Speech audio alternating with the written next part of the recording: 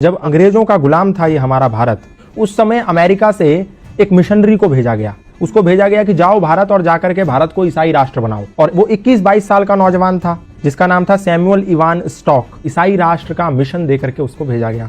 वो भारत आया, भारत में शिमला गया, वहां पर उसने एक तरफ से लोगों को ईसाई बनाना प्रारंभ कर दिया। जब धीरे धीरे काम चलने लगा तो अचानक से हिमाचल में प्लेग की बीमारी फैल गई। जैसे आज कोरोना की बीमारी फैल गई, ठीक उसी प्रकार प्लेग की बीमारी भी छुआछूत की बीमारी थी। लोग अपने परिजनों को छोड़ छोड़ करके भागने लगे। जैसे घर में किसी को प्लेग हो गया तो घर में छोड़ करके चले गए। तो ऐसे ही जब देखा सैमुअल इवान स्टॉक ने कि जब ऐसी परिस्थिति पैदा हो गई कि लोग अपने परिजनों को छोड़ छोड़ करके भागने लगे, उस समय वहां पर एक समाज सेवी थे जिनका नाम था पंडित रूलियाराम। वो पंडित रूलियाराम निस्वार्थ भाव से ऐसे लावारिस पड़े लोगों की सेवा कर रहे थे। तो सैमुअल इवान स्टॉक ने देखा कि पंडित रूलियाराम एक खाट के पास हैं जहां पर एक वृद्ध आदमी को लेटा हुआ है और वो प्लेग के मारे तड़प रहा है और उसके गले में एक गिल्टी हो गई है जिसके मारे उसको तड़पन हो रही है।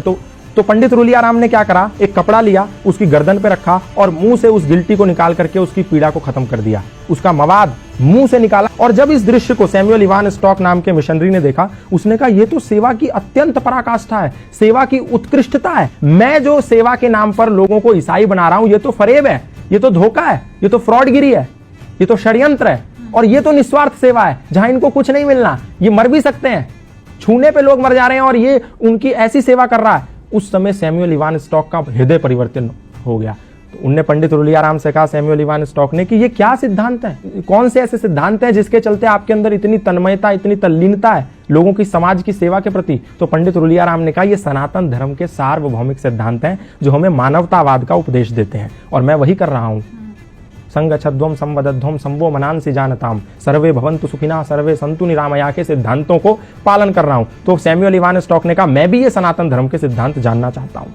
तो सैमुअल इवान स्टॉक को पंडित रूलियाराम ने सत्यार्थ प्रकाश दिया, द लाइट ऑफ ट्रुथ नाम की एक पुस्तक दी। बोला तुम ये पढ़ो और तुम्हें सनातन धर्म का पूरा सारांश पता चल जाएगा कि सनातन है क्या। सैमुअल इवान स्टॉक ने उस पुस्तक का अध्ययन किया। अध्ययन करने के बाद ऐसा हृदय परिवर्तन हो गया कि आया तो था वो भारत को ईसाई राष्ट्र बनाने, वो भारत को आजाद कराने की लड़ाई में कूद पड़ा। और जब वो लड़ाई में कूद पड़ा तो अंग्रेजों ने उसको जेल में बंद कर दिया। जेल में बंद कर दिया तो उसकी मुलाकात लाला लाजपत राय से हुई। जेल से निकल के आने के बाद उसने पंडित रूलियाराम से मिला और बोला कि मैं अब सनातन धर्मी बनना चाहता हूं और मैं अपना नाम भी, क्योंकि आपने जो मुझे सत्यार्थ प्रकाश दी थी, द लाइट ऑफ ट्रुथ, उसको पढ़ने के बाद मेरा हृदय सनातन की और श्रद्धा से भर गया है। तो मैं नाम भी अपना उसी सत्यार्थ प्रकाश से अभिप्रेरित होकर रखना चाहता हूं। अपना नाम सत्यानंद रखना चाहता हूं। और वो व्यक्ति सत्यानंद आर्य सन्यासी बन गया और भारत में रहकर के मृत्यु पर्यंत सनातन धर्म का प्रचार करता रहा। आप सोच के देखिए कि एक व्यक्ति जिसको भारत को ईसाई मुल्क बनाने के लिए भेजा गया था लोगों के साथ छल कपट करके, वो व्यक्ति सनातन धर्म का प्रचारक बन गया। उसने अपनी पत्नी को भी सनातन का प्रचारक बना दिया। अपने घर के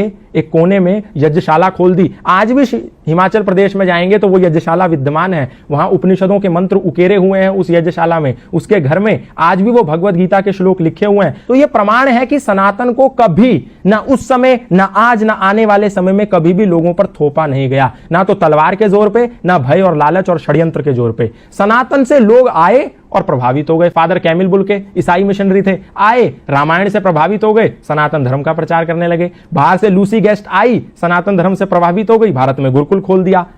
स्टैनफोर्ड की एक महिला आई, भारत में आके गंगा के पास बैठी, साध्वी भगवती सरस्वती बन गई। एक व्यक्ति स्विट्जरलैंड से पैदल भारत आ गया, 4 साल 18 मुल्क पैदा करते हुए। कोई गया था उसके कंधे पर बंदूक रखने और उसका नाम हो गया बैन बाबा। ऐसे बहुत सारे उदाहरण है, मैं बताऊंगा तो समय कम पड़ जाएगा। सनातन को कभी भी किसी पर थोपा नहीं गया। लोग आए, खुद बन गए। मौलाना महबूब अली खुद पंडित महेंद्र पाल आर्य बन गए। खूब सारे मौलाना, मतलब इमाम मस्जिद के, खुद सनातन धर्मी बन गए। हमने किसी को जोर नहीं दिया, किसी को जबरदस्ती नहीं करी, लोग आए और बन गए। तो इसमें हमारी क्या गलती है?